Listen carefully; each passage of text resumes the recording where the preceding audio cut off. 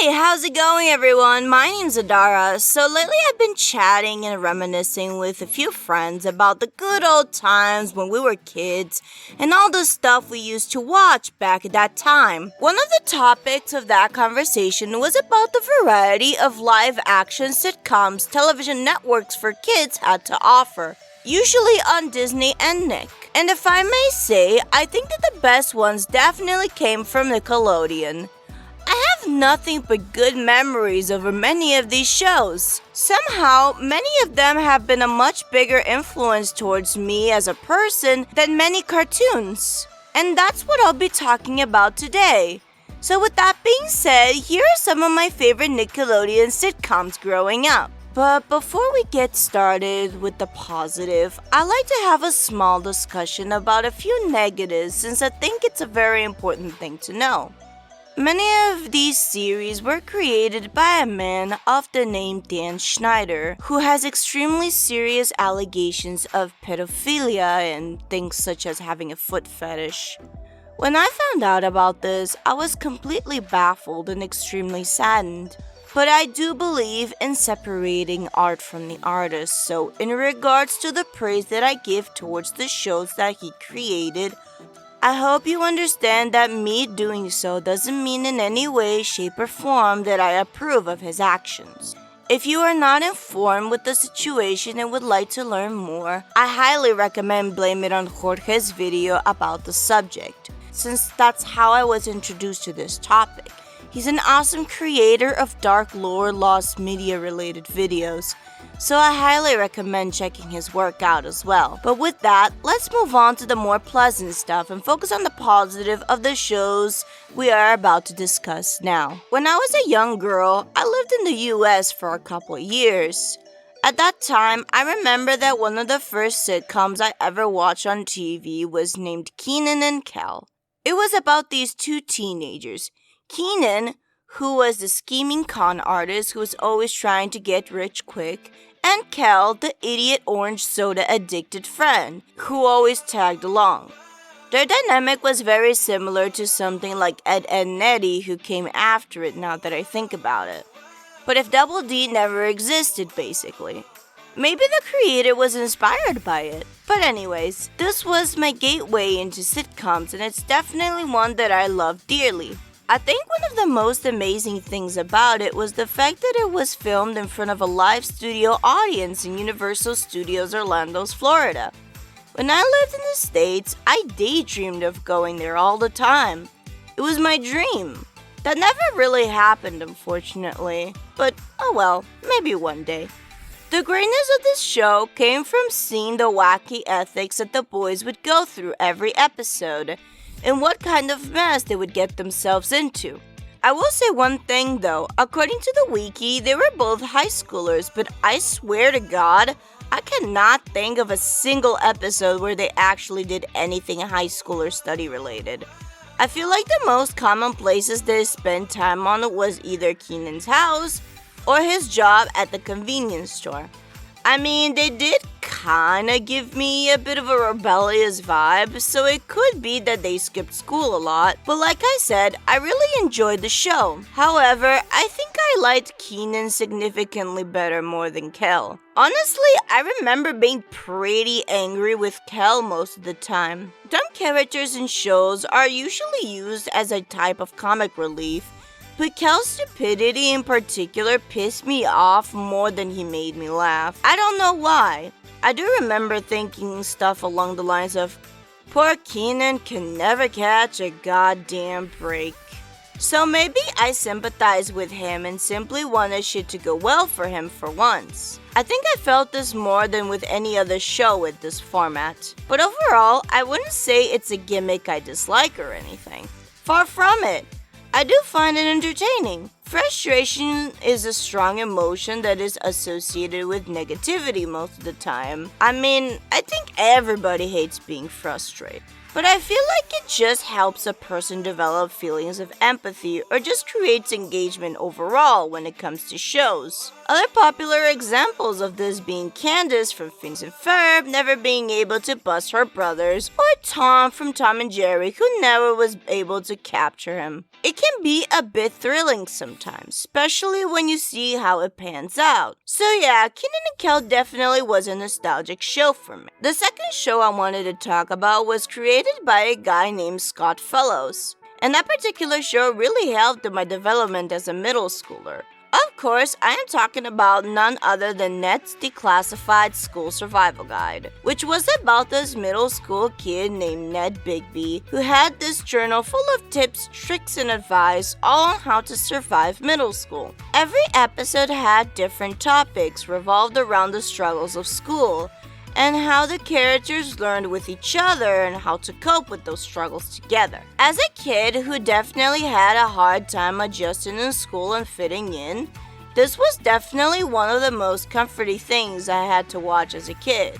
By the time the show aired, I was already living outside the US, but because I had experienced school life there, I understood all of the Americanized things about the show that other kids my age couldn't. But even if there were tips that didn't apply through a struggle I had, or that simply wasn't a Brazilian thing, they were still extremely entertaining and fun to watch. I was very invested on the characters' personalities and struggles as well. For example, with the romance drama that was happening, or the janitor's antics with the weasel. I really owe this show a lot, and I'm very thankful it had such a positive influence on me growing up. Scott Fellows also was responsible for the creation of another popular show on Nickelodeon for a generation after mine called Big Time Rush, which I watched a bit of because I had a crush on one of the actors, but honestly wasn't a huge fan of it.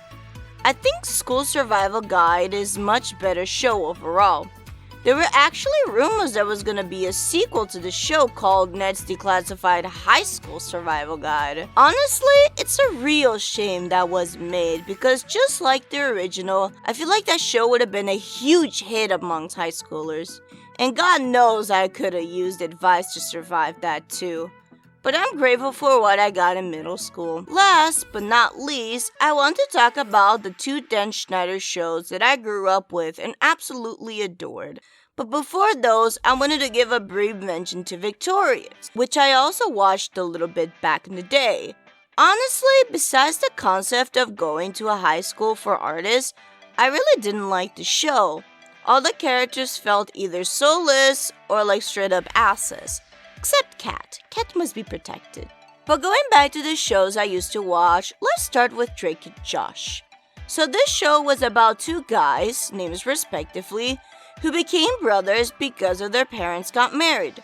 Drake is a really hot, popular kid who gets everything handed to him easy, and Josh is a goofy, awkward nerd who always wants to do the right thing, but somehow gets punished for it.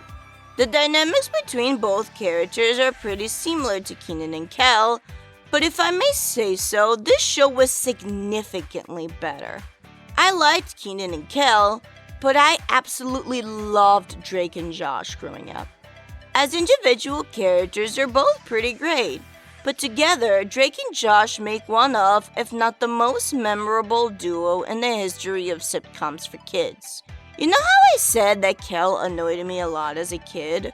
Well, Drake, despite being dumb, is not overwhelmingly stupid like Kel. And what he lacks in intelligence, he compensates with comedy and charm. Josh is also equally as interesting being how determined and strong-willed of a character he's just as funny as Drake, if not funnier, and was honestly a great role model for me growing up now that I think about it. You don't see a lot of people these days that are capable of wanting to always do the right thing no matter what. To some extent, some people would call that stupidity considering all the suffering Josh has to go through because of Drake's. But I personally find having a strong moral code a very admirable trait. One of the many that balances out both characters, creating the best of dynamics. Of all shows I mentioned, I feel the most nostalgic for this one. Even more than the last one I will mention. It's the one that I have watched reruns of the most frequently. So out of all the shows, this was the biggest part of my childhood, and the show that gives me the most amount of nostalgia. But the next show was probably one that gave me the most influence in my life. iCarly was definitely one of Nickelodeon's most successful shows. Overall, for those who don't know, the show was about this trio of friends, Carly, Sam, and Freddie, who because of a funny video the girls made that got posted online went viral, decided to make their own web series of videos and named their show iCarly. So the series was about the characters and all the antics that went through revolving the web series in some way. If you ask me, the show's popularity most likely skyrocketed because of the rise of the use of the internet as a source of entertainment. YouTube was only 2 years old by the time the show started airing, so the concept of online celebrities was fairly new at the time. It's almost like Schneider predicted the future of entertainment with the show. But anyways, at this point, you're probably thinking, let me guess, iCarly made you want to do YouTube. The answer to that, surprisingly, is not so straightforward, however. When I was a teenager, when this show started airing, I honestly didn't really think about my future all that much. Not to mention the fact that in my brain, the show was nothing but fiction. I never thought in a million years that we would be living in a future where making money from being an entertainer without some kind of Hollywood agent or whatever was even possible. Not to mention the fact that they never talked about YouTube in the show. To me, it was just a site for silly cat videos and to listen to music. That was, until I saw this one episode. Season 2, Episode 13, titled I Meet Fred. Back in the day, this quickly became one of my favorite episodes from the show. When I watched it for the first time, I laughed so much. And laughed and laughed and laughed. To me, it was the funniest episode they had made so far. And that wasn't because of the iCarly crew. Honestly, I don't even remember finding the show itself super funny. Amusing, sure, sometimes kinda silly, but never laugh out loud hilarity. But Fred? I was wheezing at him. Somehow, that episode was the perfect recipe of hilarity to me. It made me want to see more. I had to see more. And so I did.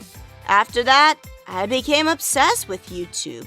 I kept discovering more and more creators, more and more content. Before I knew it, I hadn't touched the TV in months, and then years. It was kind of funny, really. Television was my everything as a child. If you had asked me as a little kid if I would ever stop watching TV, I would have probably said something like, "Hell no, TV's my life, man. There's nothing better than TV." Man, how wrong I was. But yeah, guys, that's it. That's all the sitcoms that were the most memorable to me growing up. Thank you all so much for watching. Like, comment, subscribe, do all that good shit to help my channel grow. Tell me, guys, what was your favorite sitcom growing up and why? Let me know your thoughts in the comments section. I read every single one and answer as frequently as I can. If you really want to support me more, please pledge $1 over to my Ko-Fi page. Every single buck that you pledge is going to help with the growth of this channel.